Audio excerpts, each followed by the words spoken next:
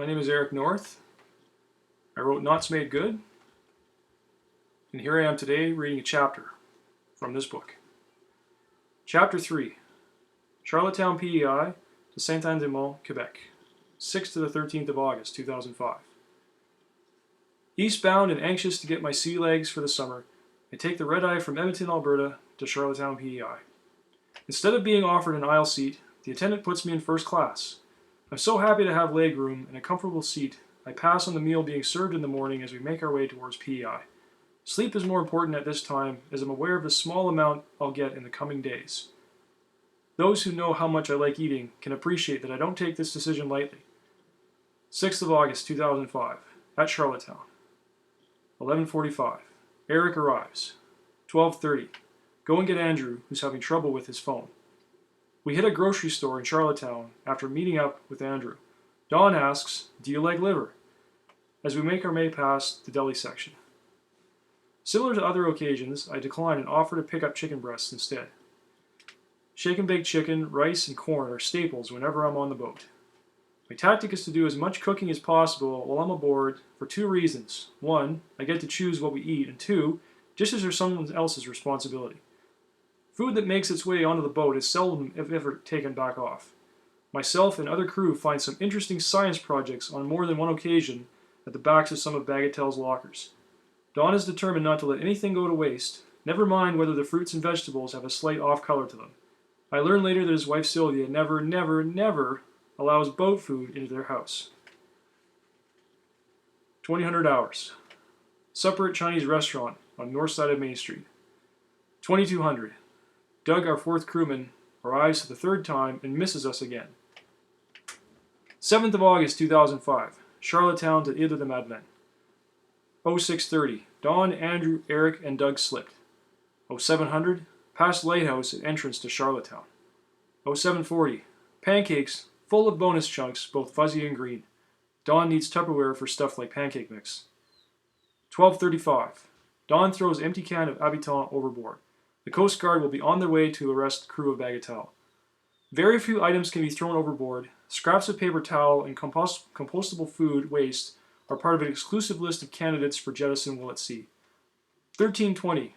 Past PEI ferry off stern, Doug and Andrew put on a show by mooning them. 8th of August 2005. En route to Ile de Madeleine. 0305. Past fishing boat about 300 meters on starboard side. 0445. Eric sick, very uncomfortable.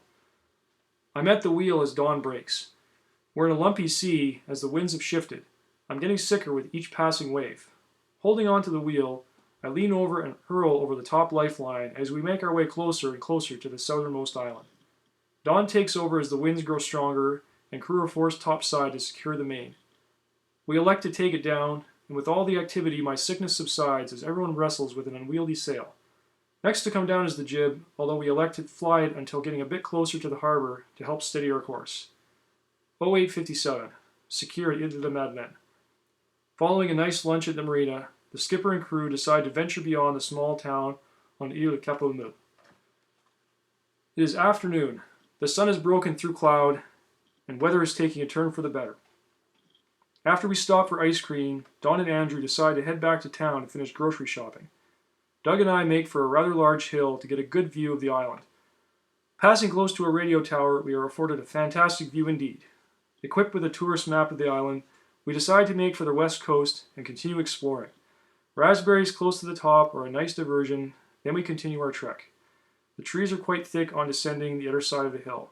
After pushing through stubborn evergreen, we pop out in a clearing used in the wintertime by cross-country skiers. Making our way westward, we come across a small house. As we move closer, a figure appears at one of the windows. He's rather irate with us for traipsing across his lawn as he blurts out, "Vous n'avez pas le droit de marcher sur tout." If this was an English-speaking community, he might have shouted, "Get the hell off my lawn," instead. Moving along and back on a paved road, we are happy to be out of the bush, but with all the walking, we're both in need of water. A few doors down from the old-timer who cussed us out, Doug engages with some kind folks who offer us drinks. Much better treatment than the first house. Continuing westward, we make the coast with a tremendous view of the Gulf of St. Lawrence. Rugged cliffs with deep red faces are in stunning contrast between blue sky, water, and the green of the surrounding hills. We observed several amazing outcroppings, natural bridges, and the other formations along the edges of the cliffs, including a magnificent elephant rock. There is a tremendous cascade of water at its base and an accompanying rumble with each crash of the waves. With every passing minute, I'm getting a better idea of why people flock to the Magdalen Islands all the way from Montreal each summer. Walking northeastward along the edges of the cliffs, we reach a blueberry patch and stop for a few minutes for replenishment.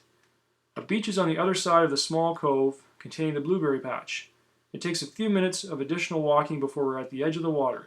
Doug mentions he liked to go skinny dipping. I managed to talk him out of it in the hope of avoiding the Sûreté de Québec descending on the beach and spoiling our whole trip.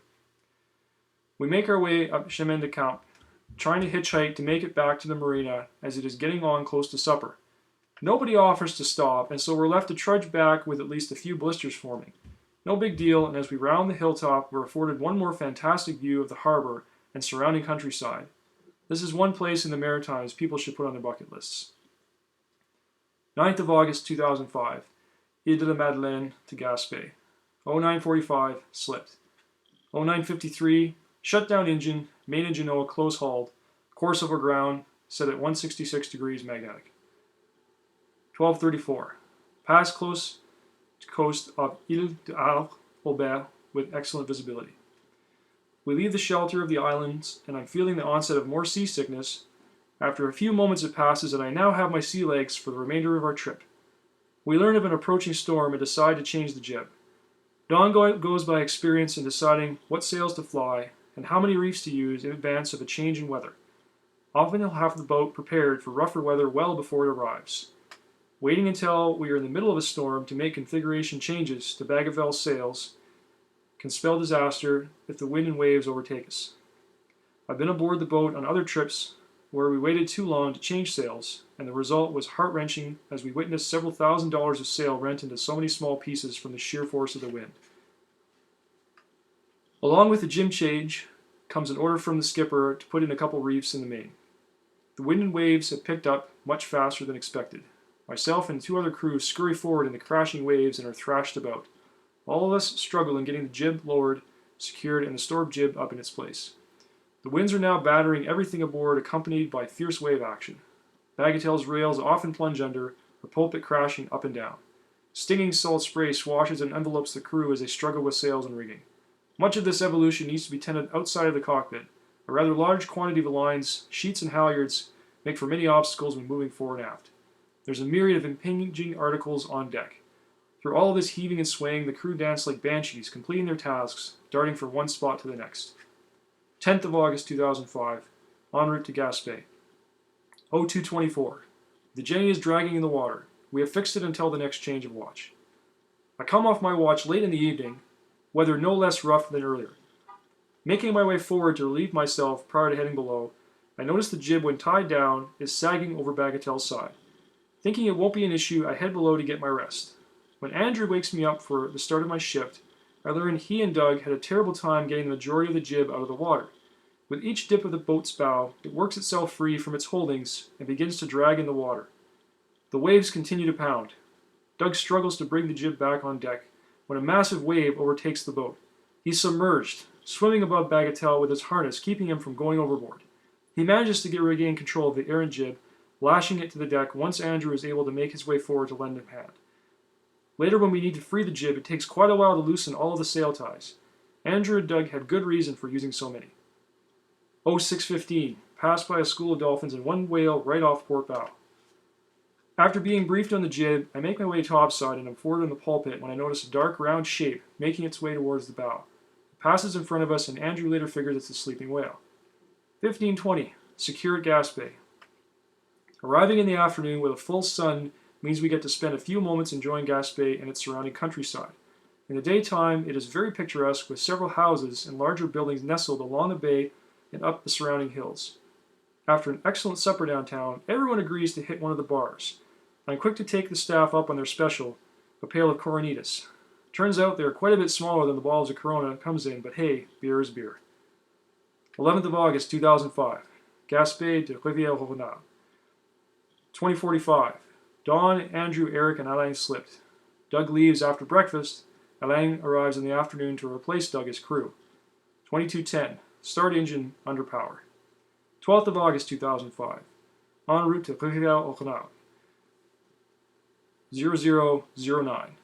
That's 9 minutes after midnight. Shut down engine using maintenance store jib. 0122. Alain sick. 0219. Lumpy seas and no progress, so engine run. 0350. Cap de Rosier at 1.2 nautical miles. 0630. Secure at Rivière-au-Canal. 12th of August 2005. Rivière-au-Canal to Saint-Anne-de-Mont. 1445. Slipped, proceeding under storm main and storm jib. Had to use engine as well. Eric takes Bonamine in place of gravel. 1700. Don gets a face full of water from center hatch when plowing through heavy swells. Woke him up and got his one drag sleeping bag wet. 1730. A small bird joins us aboard Bagatelle. After a few moments in the cockpit, he flies into the cabin, lights on Don's back, and then goes up to the forward quarter. The little guy passes away during the night from exposure, exhaustion, or both. 2045. Fishing vessel Miraki passes real close on port side. We think her crew wanted to say hi. 2058. Weather the shits, lost satellite reception. 13th of August 2005. En route, Saint-Anne-de-Mont. We're making the last few miles of my portion of this trip. The skies have cleared somewhat as we make our approach to Saint-Anne-de-Mont. The incoming crew are waiting for us as we arrive at the marina. Mark and Tara are going to join Bagatelle for the next few days. Stephen is there as well, although he won't be joining the skipper and crew on this part of the journey. Everyone on this part of the trip will have a wedding to attend once they arrive in Quebec City. 1254. Secure at Saint-Anne-de-Mont. Mark and Stephen lift up their shirts to greet us as we come up alongside the larger concrete wall of the marina. Tara, Mark's significant other, just waves. Afterward. Before departing, Don and I explore a marine science center as the new crew get ready to leave in Bagatelle. Saint-Anne-de-Mont has a number of interesting buildings, including an old church. Someday I'll be back to spend more time exploring.